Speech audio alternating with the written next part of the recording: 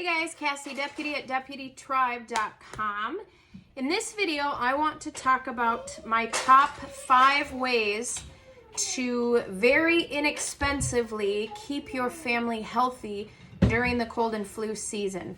Now we have 7 children, my husband and I, and we are self-employed, so finances are not very abundant all the time.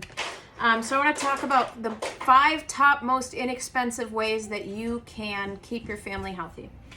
First one is to include bone broths into your daily diet. Now I've done lots of videos on how to make bone broth, so you can go ahead and check out my channel and see that.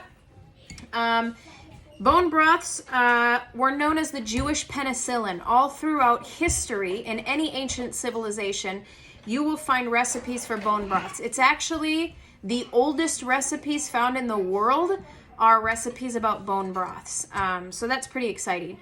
But bone broths do wonders for your gut, for your immune system, for your absorption of minerals, for your absorption of vitamins. They're very satisfying, they're very filling, and they're really, really cheap to make. You can use the leftover carcasses of chickens that you've roasted, chicken thighs, buy them with the bone in and save all your bones. And when you have enough to make broth, make broth. Any ribs that you eat, save the bones. You can go to your local butcher and you can get bones. There's lots of ways that you can make bone broth. And then you can just use the scraps of veggies, the cheapest veggies, onions, carrots, celery, or whatever vegetables you have. You can put all your scraps in the crock pot, and it's virtually a free superfood that is fantastic for your family. Number 2 is ferments. Now ferments are very, very cheap. A head of cabbage is what, like $1 or $2, and you shred it and you ferment it and you have sauerkraut. Here we have sauerkraut. I'm currently fermenting cucumbers. Guys, I got boxes and boxes of free cucumbers from somebody, so I just started fermenting a bunch.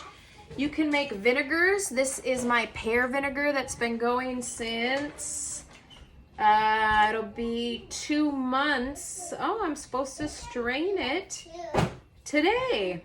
And then it sits for another 4 weeks and does its second ferment. So that's exciting. I also have apple vinegar that's fermenting on the counter. Vinegars, you can take shots of them through the day. You can add them to salads. We try to get a ferment with at least 2 meals a day of some sort. So maybe a cucumber with your lunch, or a couple of these, and then a spoonful of kraut on your dinner, something like that. So that helps you get probiotics, okay? So ferments are high in B vitamins. They're high in a lot of micronutrients that you can't necessarily get from the food unless it's fermented. The juices are great. If you have an infant, you can put a couple drops of fermented juice into their bottle or their food so that they get some good bacteria into their stomach. We're constantly fighting good bacterial flora, you guys. If you drink chlorinated water, or you eat not grass-fed beef, but beef or chicken that was given antibiotics, you're constantly fighting that balance between good bacteria and bad bacteria. And I have read studies where the more good bacteria you have, the less room there is for bad bacteria. So that may help in disease prevention, which is pretty neat. Third best thing you can do is some herbal tinctures. Now, I get my tinctures from Ancient Medicine Cabinet because it's very easy.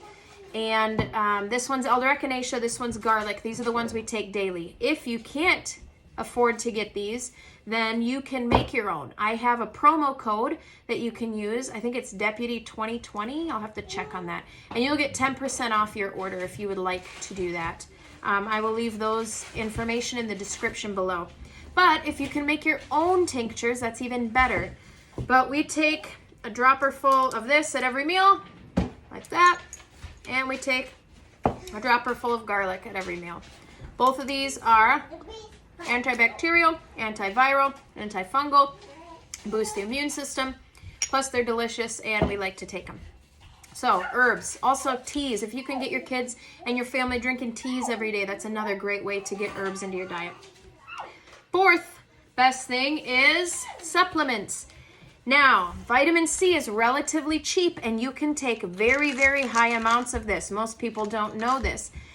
We take between 3,000 and 5,000 a day, us older people. And my littles take around 1,000 a day. But they're relatively cheap and they do wonders for your health, okay? The second most, well, probably more important though, is vitamin D, which is also cheap. We take 10,000 a day, so we take 2 of these. I have this. I have gummies for my other kids, and then I have little drops that I give my infant of vitamin D. So she gets 400 a day. My toddlers get, 3,000 a day, and then us adults take 10,000 a day. And if you can afford it, it's a little bit more pricey, but we take these probiotics. Just us older people who are kind of working on our health, we take these probiotics. But if you're getting fermented foods in every day, you're getting a wide variety and range of good bacteria in your diets. That's great. Now, the fifth thing that we do to stay healthy is we do not sanitize our environment or wear masks, okay? And there's lots of science that backs this up. When you sanitize your house, go and disinfect everything. Yes, you may be killing the bad bacteria, but you're equally killing good bacteria in your environment. And you need these good bacteria. You need to be exposing yourself to bacteria, okay? Our immune systems were not meant to work in a sanitary environment. There are plenty of studies that have shown that people who live in a very sterile environment or disinfect things all the time have very weak immune systems, get sick very quickly, and develop all sorts of diseases. They don't have that immunity. So please do not disinfect your environment, okay? If you want to do soap and water and do that kind of thing, that's great. I'm all for washing your hands. I'm all for washing countertops. But we don't use bleach. We don't use Lysol. We don't use any of that stuff. Soap and water is how we disinfect things, and I think our health is far better off. We also don't wear masks, okay? That's controversial, but I am not for wearing masks. It is extremely unhealthy for you to breathe in your exhaled air throughout the day, okay? This causes a reduction in your oxygen levels, and if your red blood cells cannot carry enough oxygen throughout your body, it lowers your immune system. I mean, this is just common sense. You need to be breathing in good bacteria, bad bacteria, viruses. I mean, we do it on a daily basis, okay, guys? So those are my top 5 things on how to stay healthy this flu season, and they're all relatively cheap. This is virtually free, okay? This costs you like a few dollars, okay? These, if you make your own, cost you hardly anything. If you buy from Ancient Medicine Cabinet, I have a 10% off coupon code that you can use in the description below. And if you do any supplement, you need to be doing vitamin D, okay? Vitamin C if you can. And please do not be sterilizing your environment. That is all I have for you guys today. I pray that you don't just take these things, but you go and research them for yourself, okay? God bless. Stay healthy. Bye.